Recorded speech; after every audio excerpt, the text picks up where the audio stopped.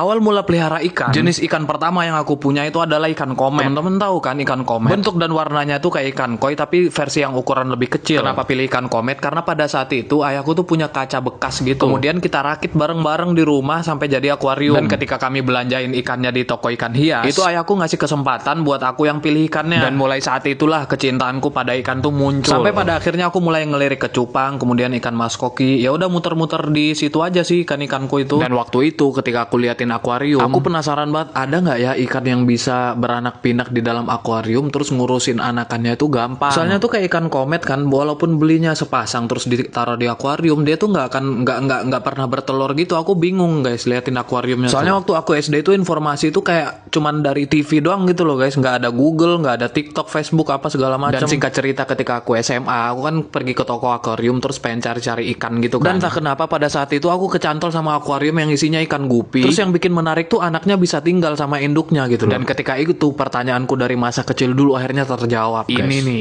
ikan yang kalau ditaruh di akuarium terus bisa beranak pinak, terus anaknya bisa bareng gede sama induknya gitu loh. Dan aku belilah ikan gupi itu dan bener-bener dalam satu akuarium aku cuman taruh sepasang doang. Sampai pada akhirnya mereka beranak pinak. Dan ketika itu aku insting aja anaknya ya udah aku pisahin, tapi tetap ada yang aku gabungin sama induknya. Dan ternyata dua-duanya berhasil, yang aku pisahin bisa gede, yang aku gabungin sama induknya juga bisa gede bareng sama indukannya. Dan gilanya aku waktu itu aku langsung beli terpal, terus aku bikinin kolam, aku tata-tata pakai batu bata gitu loh. Jadi tiap induk yang ada di akuarium itu melahirkan anaknya tuh selalu aku taruh di kolam lagi, taruh di kolam lagi sampai anaknya gede kan dan beranak pinak lagi di kolam itu. Dan entah kenapa dari dulu sampai sekarang aku masih kecantol sama ikan gupi.